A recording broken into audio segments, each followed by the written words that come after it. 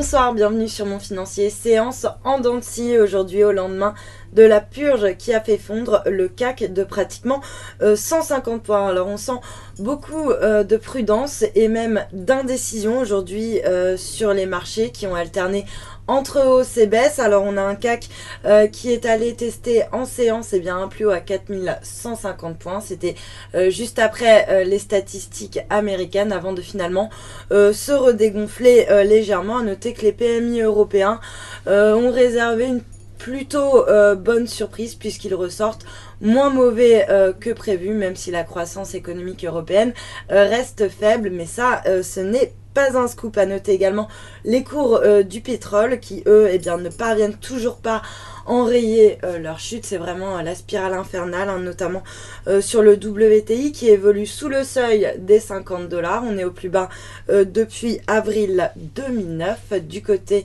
des valeurs, du coup, Airbus profite justement de la chute des cours de l'euro et signe du coup la meilleure performance avec un gain actuellement de 4%. À noter que le secteur pétrolier qui évoluait en forte baisse parvient à se redresser, profitant de rachats à bon compte. On a notamment CGG qui signe une des plus fortes hausses de l'indice SBF 120. Alors CGG qui est soutenu par des anticipations de chiffres d'affaires records, notamment dans sa branche multi-clients, ce qui incite les analystes à revoir leurs anticipations à la hausse. Et puis toujours sur le SBF 120, on a Genfit qui reste très bien orienté, plus 4,8%. Et puis Lanterne Rouge en revanche, c'est Capgemini qui abandonne un peu plus de 2,8% sur le CAC. Et puis sur le marché d'échange, pas mal de mouvements également, avec une monnaie unique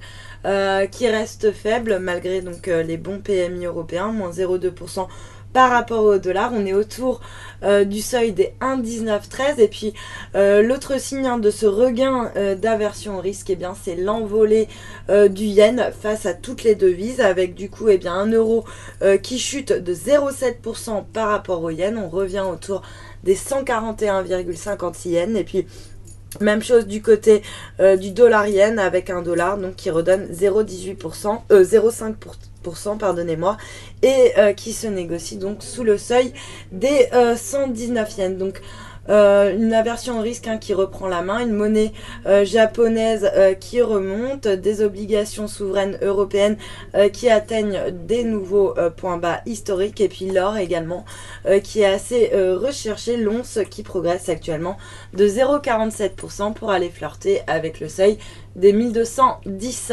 $ l'once. Voilà pour le live, restez avec nous, très bonne journée.